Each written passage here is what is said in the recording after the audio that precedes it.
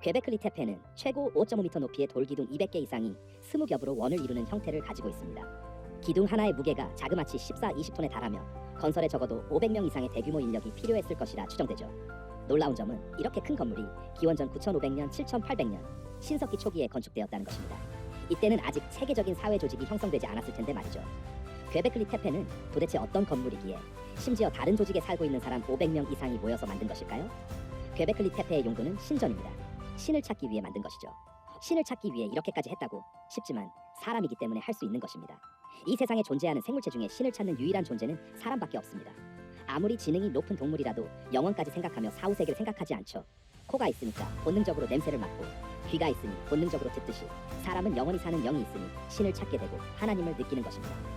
즉, 이 세상에서 유일하게 사람만이 영을 가지고 있다는 것입니다. 영은 보이지 않기 때문에 이 세상에서 살 때는 영이 있다는 것을 실감하지 못할 수 있습니다. 그러나 육신이 죽으면 자기 영을 확실히 보게 됩니다. 마치 낮에는 햇빛에 붙여 달과 별이 안 보이다가 밤이 되면 달과 별이 잘 보이는 것처럼 말이죠. 사람들은 흔히 육신이 죽으면 끝난다고 생각하지만 육신이 죽고 나면 영의 삶이 시작됩니다.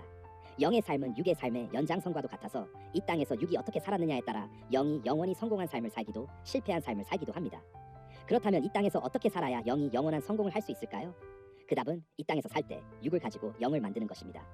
영은 육신이 태어날 때 태 속에서부터 생깁니다. 그러나 영 자체로는 성장할 수 없죠. 육신이 밥을 먹고 살듯이 영도 하나님의 말씀을 들어야 성장합니다. 하나님의 말씀을 듣고 행함으로 육과 혼이 변화되면 이에 따라 영도 변화되는 것이죠. 마치 그릇에 물을 담아 얼리면 그릇 모양대로 얼음이 생기듯 그릇이 육과 같고 얼음이 영과 같아 육의 행위대로 영이 형성되는 것입니다. 그래서 사람의 인생 100년은 자기 영을 온전히 만드는 기간입니다. 온전히 만들되 하나님의 구상대로 만들어야 합니다. 사람의 생각과 하나님의 생각은 하늘과 땅 차이입니다. 그렇기에 가장 이상적인 방법, 하나님의 방법으로 해야 영을 가장 온전하게 만들 수 있습니다.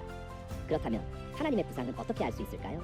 사람도 서로의 생각을 알려면 그 사람의 말을 들어봐야 하죠. 이와 같이 하나님의 구상도 하나님의 말씀을 들으면 압니다. 다만 하나님은 영이시라 사람에게 직접 말씀해 주실 수가 없습니다. 말씀을 하셔도 사람이 들을 수가 없죠. 그래서 하나님은 땅에 하나님의 몸이 되어 하나님의 말씀을 외쳐줄 자를 세우십니다. 이렇게 하나님이 보낸 자를 통해 하나님의 말씀을 듣고 행해야 영을 온전하게 만들 수 있습니다. 그러나 하나님의 말씀을 듣는다고 해서 다 같은 위치에 성공을 하는 것이 아닙니다. 성공해도 조금 성공했느냐, 많이 성공했느냐, 그 차원이 다르듯 영의 삶도 그러합니다. 또 하나 재미있는 사실은 영이 얼마만큼 만들어졌느냐에 따라 영이 살게 될 곳도 달라진다는 것입니다. 사람들은 영이 보이지 않으니 영의 존재에 대해 확신하지 못합니다. 그러나 믿든지 안 믿든지 영은 분명히 존재합니다. 이것을 알고 영원한 성공을 주다 행하는 여러분이 되길 바랍니다. 다음 편에서는 자기 삶의 한계를 벗어나는 방법에 대해 이야기해보고자 합니다. 이전과 완전 다른 삶을 살고 싶다면 구독과 알림 설정 부탁드립니다.